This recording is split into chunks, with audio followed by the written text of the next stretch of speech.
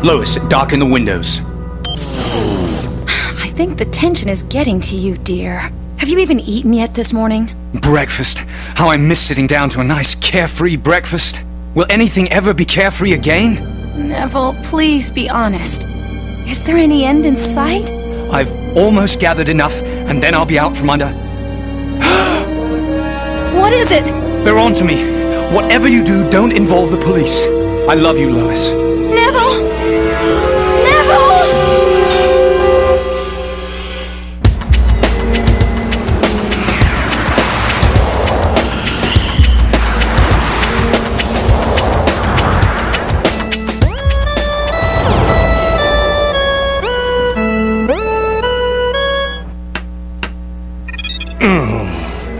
Computer, direct incoming call to Watson remote.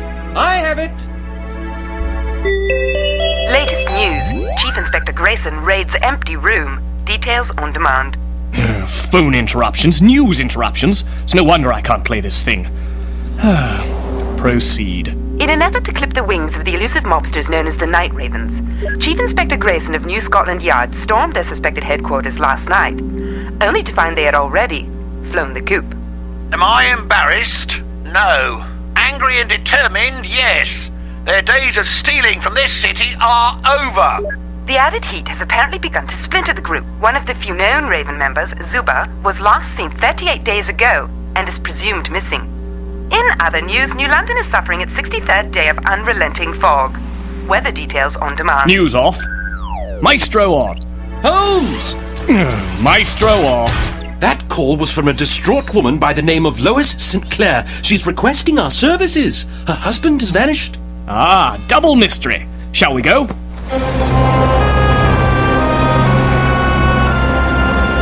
A double mystery, Holmes? The disappearance of her husband this morning is but one.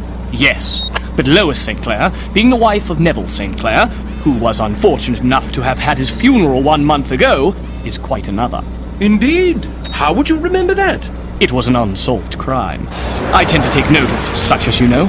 Allow me to get to the bottom of this one, Holmes. I dare say I'm up to the challenge. All right, Watson. The ball is in your court. You shall lead and I shall follow. Let us see what you have learned. Accessing police report. It states that Mr. St. Clair met a tragic fate 38 days ago on a moonlit night at the hands of an unknown assailant.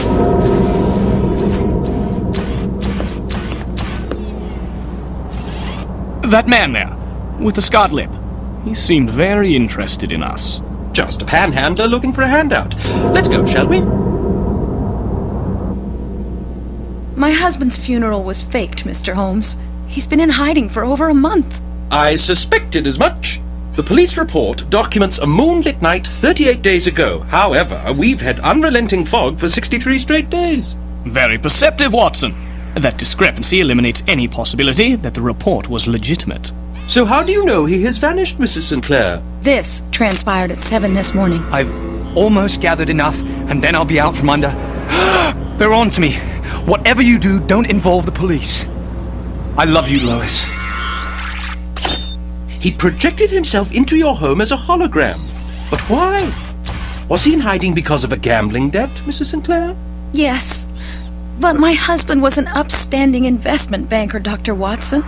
He didn't defraud anyone. I'm terribly sorry, madam, but his aversion to involving the police suggests illegal activity. Combined with his efforts to gather enough and to get out from under, I'm led to believe it's regarding a debt. And thereon, to me, suggests his creditors had found him out.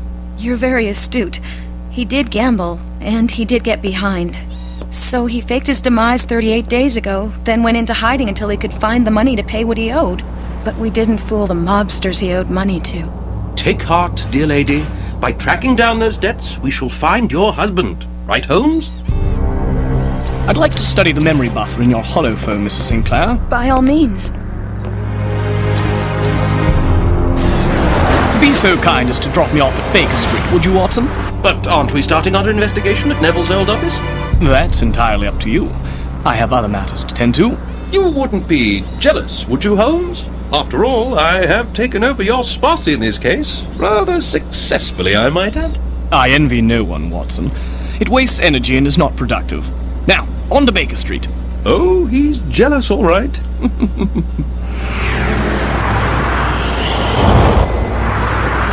Again, sound only. Yes.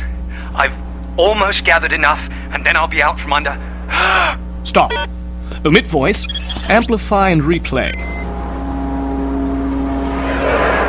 I have found your hiding place, Mr. St. Clair.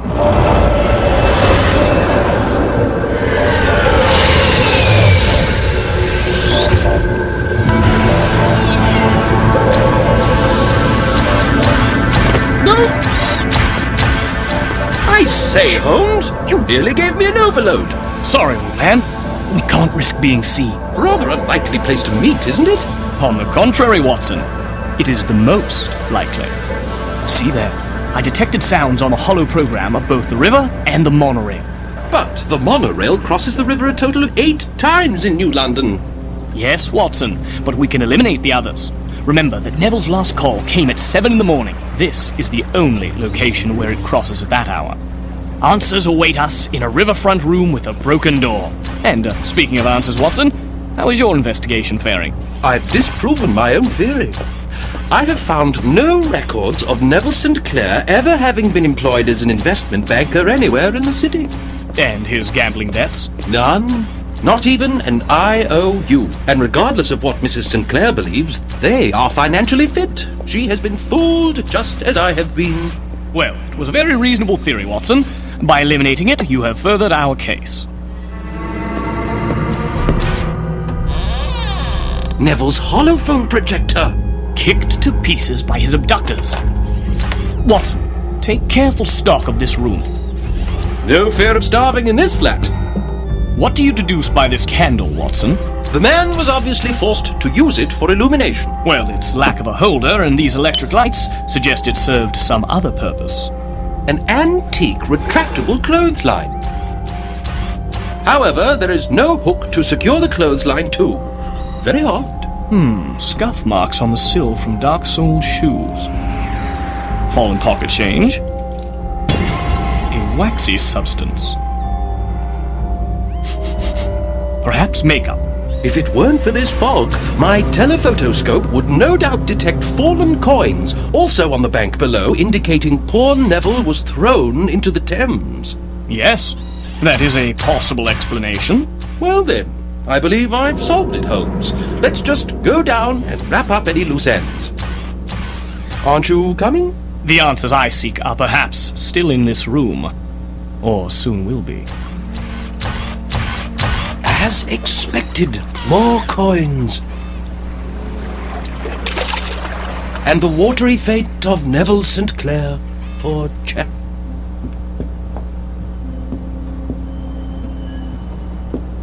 Returning to the scene of the crime, are you?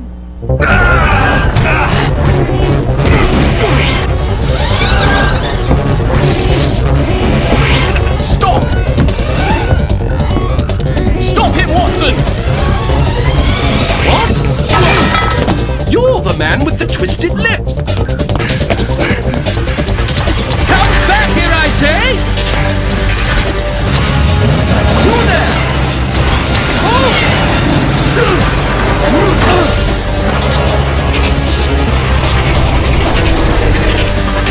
No! Oh dear! This won't do at all!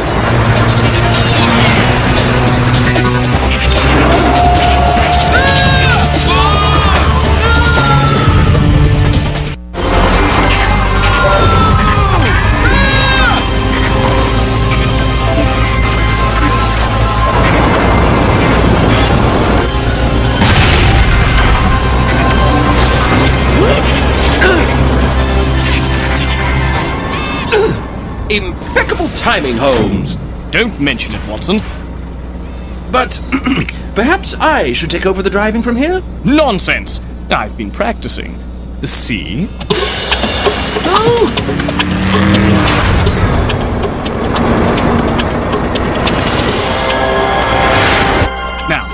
If our quarry continues making sudden right turns, then we shall cut him off at the next corner.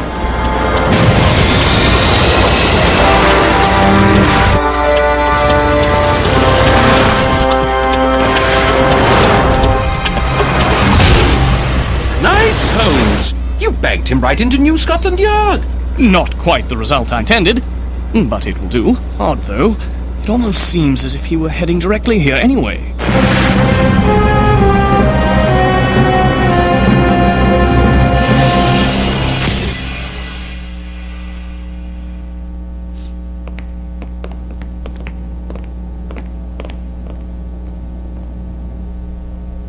Initial scans suggest this might be Neville Sinclair's coat. In fact, his seems to be the only DNA on it, meaning this panhandler is somehow connected to Neville's homicide a month ago. Holmes, she seems unaware that the month-old crime was faked and knows nothing of what happened this morning. Has he made a statement, Lestrade? None. Just calls himself Boone, but we'll find out more when we run his prints and DNA. British intelligence officers? Why are they here? It's not for their intelligence, I can tell you that. They started poking around this morning on the Raven case. Or perhaps the St. Clair case as well. Who else would have the resources to falsify a New Scotland Yard crime report? Come again? Neville St. Clair was alive until this very morning, Lestrade. His homicide of a month ago being but a clever ruse. But now he's disappeared for certain. Well, whatever and whenever it happened, Boone's involved either way. And he seems of keen interest to our visiting branch of law enforcement. We'll take him from here, officer. Come with us. This mystery hints at greater depths. It's time I fill in some blanks.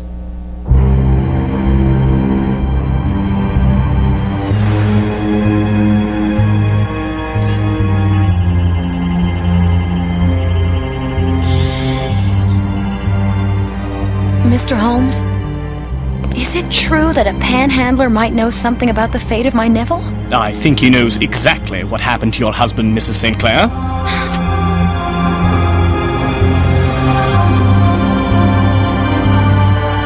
Neville St. Clair was an imposter. He was not an investment banker, nor a gambler, but a high-ranking member of the Night Ravens. But... For a more complete picture, I have combined the memory buffers from both holoprojectors. Begin program. Around us is a holographic depiction of the St. Clair living room. And here is Neville St. Clair as he appeared that morning. Will anything ever be carefree again? Pause. Notice that Neville is absently stroking a non-existent beard. Now, observe the poster he's looking at. it's a theater poster. That actor looks familiar. He should. Computer, run Neville Enhancement Program Alpha.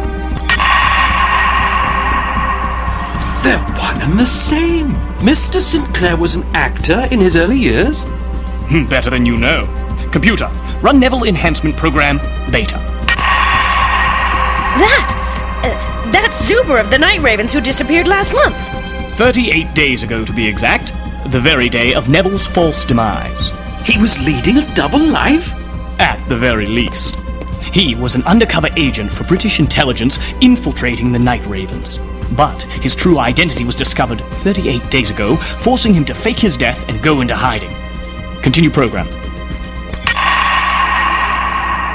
I've almost gathered enough, and then I'll be out from my... They're on to me! Pause. He's referring to gathering enough information, not money, as previously postulated. I should have known better than to think I could out-deduce you. Not at all, Watson. Your deductions were soundly based on the evidence. Continue program. Whatever you do, don't involve the police. I love you, Lois. Holmes! That was a burst message! A what? A message condensed into a sound burst that was beamed to a receiver across the street from the Sinclair home and then relayed to British intelligence. Computer, isolate the burst message and decode. With my new identity, I've managed to frequent their outdoor meeting places undetected, and have now compiled a member list. I'm ready to come in. Update. 2 Ravens have infiltrated the British intelligence as agents and have probably discovered my new identity. They may even try to intercept this message. Lestrade, we must find Boone. First Zubar and now a nosy panhandler. Prepared to forget everything you overheard. Permanently.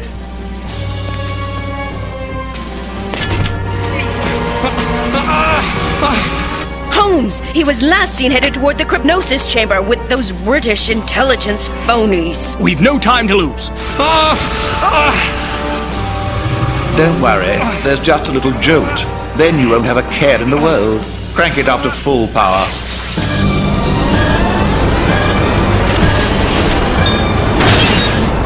Freeze!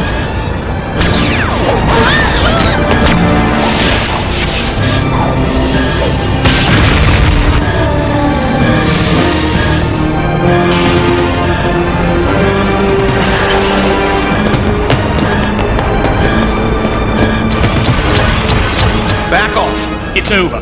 Even you must realize escaping New Scotland Yard with a hostage is impossible. But I have 4 hostages. Now, everyone turn around and move slowly out the door.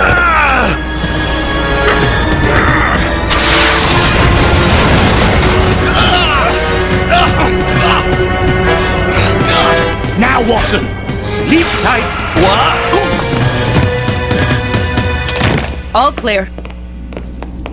Nice move for a panhandler. Yes, but quite basic for a field agent.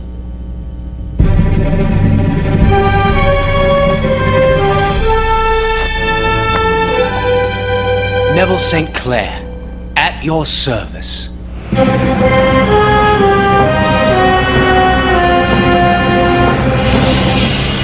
Working in conjunction with British intelligence, I am pleased to announce I have broken up the criminal organisation known as the Night Ravens. Oh, give me a break. He had Z to do with the bust and knew zilch about British intelligence having Neville undercover. Ugh! Which begs the question, Holmes, how did you know Neville was Boone? Oh, the usual obvious clues, Watson. Neville's burst message mentioned a new identity that allowed him to frequent outdoor Raven meetings undetected. Ah, and a commonly ignored panhandler would be the most likely disguise. Then there were the physical clues. After locating the riverfront room where Neville had been in hiding, we found food in storage indicating a continuous occupant. A vanity with lights indicated the candle next to it must have been used for something other than illumination. An old theatre trick uses melted wax upon stretched skin to simulate a scar. And near the window were a panhandler's hastily left earnings, coated in stage makeup, suggesting he was a man in disguise, most likely Neville. And then there was Neville's blue coat. It yielded only one person's DNA during Beth's forensic scan. Neville's. I see. By eliminating the possibility that someone else wore the coat. The person wearing it must then be Neville St. Clair himself.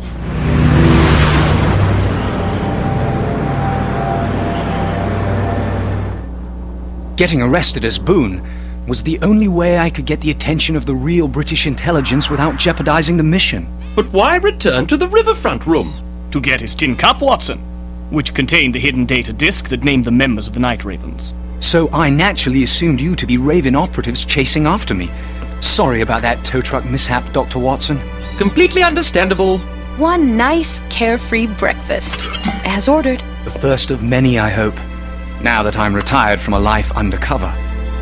New London's lost, Mr. St. Clair, but a find for your lovely wife. Thank you, Mr. Holmes, for everything. Are you sure we can't convince you to stay for breakfast? Very much appreciated, ma'am, but no, we must be going. I'm overdue at a recital.